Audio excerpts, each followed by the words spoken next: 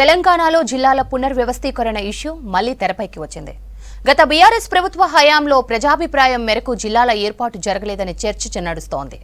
వరంగల్లో 3 జిల్లాల పరిధిలో ఒక్కో నియోజకవర్గం ఉండడంపై స్థానికులు ఇబ్బందులు పడుతున్నారు. ఓరుగల్లు సిటీని ఒకే జిల్లా చేయాలనే వాదనలు వినిపిస్తున్నాయి. ఇక నల్గొండలోనూ మండలాల పరిధి గందరగోళంగా మారింది.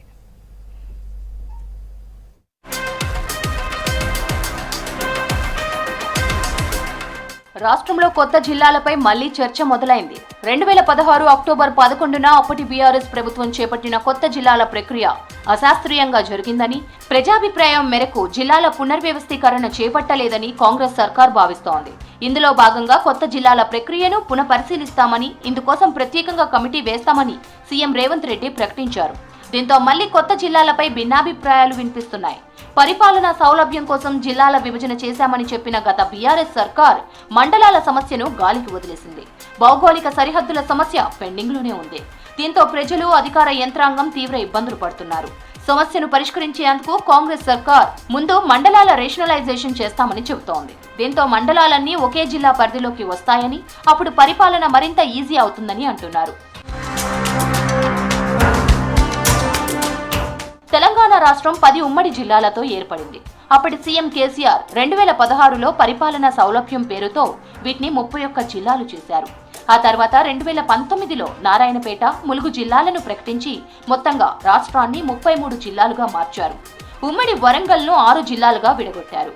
వరంగల్ అర్బన్, వరంగల్ రూరల్, జనగామ, జయశంకర్ భూపాలపల్లి, మహబూబాబాద్, ములుగు జిల్లాలుగా ఏర్పాటు చేశారు. అయితే ఏ మండలం, ఏ ప్రాంతం ఏ జిల్లాలో ఉందో తెలియని విధంగా జిల్లాను విభజించారు. ఒక్కో నియోజకవర్గం 3 జిల్లాల పరిధిలో ఉంటుంది. పాలకుర్తి నియోజకవర్గం పాలకుర్తి కేంద్రం జనగామ జిల్లాలో, తొర్రూరు మహబూబాబాద్లో, రాయపర్తి వరంగల్ జిల్లాలో ఉంది. ఈ లెక్కన అక్కడి ఎమ్మెల్యే 3 జిల్లాల పరిధిలో నిర్వహించే మీటింగులకు హాజరు కావాల్సి వస్తోంది. ఏదైనా అభివృద్ధి కార్యక్రమం చేపట్టాలన్నా 3 జిల్లాల అధికారులతో సమావేశం కావాలి. వరంగల్ను విడగొట్టే టైంలో బీఆర్ఎస్ ప్రభుత్వం వరంగల్ అర్బన్, వరంగల్ రూరల్ పేరుతో 2 జిల్లాలు ఏర్పాటు చేసింది.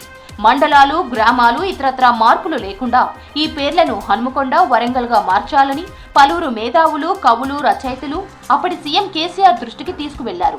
అయితే ఆయన మాత్రం వరంగల్ను ఆయన అనుకున్నట్టే చేశారు. ఇందులోని మండలాలు అందులోకి, అందులోని మండలాలు ఇందులోకి మార్చి అయోమయంలో పడేశారు. దీంతో ములుగు రోడ్ అవతల ఓ జిల్లా, యువతల మరో జిల్లా అయింది. కార్పొరేటర్ల ఏరియాలు కొన్ని వరంగల్లో, మరికొన్ని హన్మకొండ జిల్లాలోకి వెళ్లాయి. దీంతో డివిజన్లలో ఏదైనా చిన్న సమస్య వస్తే 2 కలెక్టర్ల వద్దకు పరుగులు పెట్టాల్సి వస్తోంది. పైగా వరంగల్ జిల్లా పాలన మొత్తం హన్మకొండ కేంద్రంగానే సాగుతోంది. Warangal collectorate, court, RDO, agriculture office మొదలు దాదాపు 35 ప్రభుత్వ శాఖల కార్యాలయాలన్నీ హన్మకొండ జిల్లాలోనే ఉన్నాయి. రాష్ట్రంలో సీఎం రేవంత్ రెడ్డి మొదలు లోకల్ ఎమ్మెల్యేల వరకు వరంగల్ను 6 ముక్కలు చేయడాన్ని తప్పుపడుతున్నారు. అదే సమయంలో ప్రజాభీష్టం మేరకు జిల్లాలను కుదించాలంటున్నారు.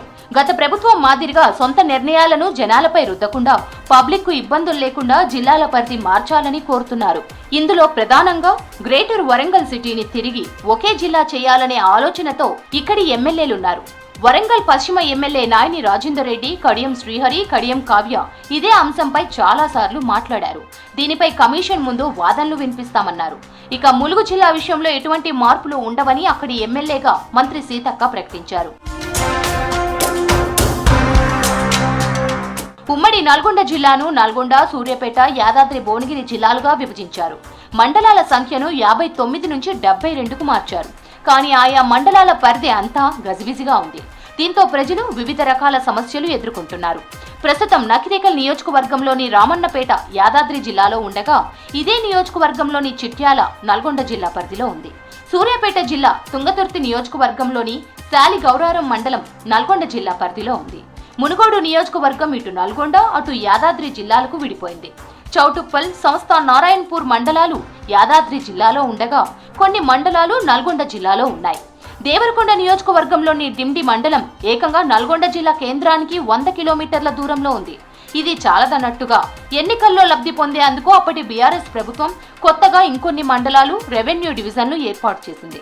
మునుగోడు ఉప ఎన్నికల్లో చెండూరు రెవెన్యూ డివిజన్ ఏర్పాటు చేయగా, నకిరేకల్, దేవరకొండ, మునుగోడు నియోజకవర్గాల్లో కొత్తగా కొన్ని మండలాలు ఏర్పాటు చేశారు. ఈ మండలాల్లో ఇప్పటి వరకు పరిపాలనా పరంగా ఎలాంటి సౌకర్యాలు కల్పించలేదు. నల్గొండలో పార్లమెంటు నియోజకవర్గానికి ఒక జిల్లా ఏర్పాటు చేస్తే బాగుండేదని 2016లో మేధావులు, జిల్లా ప్రజలు అభిప్రాయపడ్డారు. కానీ 2 నియోజకవర్గాలకు ఒక నియోజకవర్గ కేంద్రాన్ని జిల్లాగా ఏర్పాటు చేశారు. దీంతో పాలనా సౌలభ్యం కంటే అదనపు పనిభారం పెరిగిందని అధికారులు అంటున్నారు. 5 ఏళ్లకోసారి వచ్చే ఎన్నికల నిర్వహణ మరింత కష్టంగా మారింది. అంతేకాకుండా అభివృద్ధి పనులపైన అధికారుల పర్యవేక్షణ కొరవడి విధులకు ఆటంకంగా మారింది. నల్గొండ జిల్లాలో 10,000 జనాభా దాటిన చిన్న చిన్న మండల కేంద్రాల పరిధిలోకి చిన్న గ్రామాలను విలీనం చేసి 2019లో కొత్త మున్సిపాలిటీలు ఏర్పాటు చేశారు. దీనివల్ల కలిగిన ప్రయోజనం కంటే నష్టమే ఎక్కువగా ఉందని ప్రజలు అంటున్నారు. ముఖ్యంగా ఉపాధి హామీ పథకం రద్దయింది. ఇంటి పన్నుల భారం పెరిగింది. మున్సిపాలిటీల్లో విలీనమైన గ్రామాలు అలాగే ఉన్నాయి. చిట్యాల, చండూరు, నందికొండ, భూదాన్, పోచంపల్లి, మోత్కూరు వంటి మున్సిపాలిటీల్లో పరిస్థితి దారుణంగా ఉంది.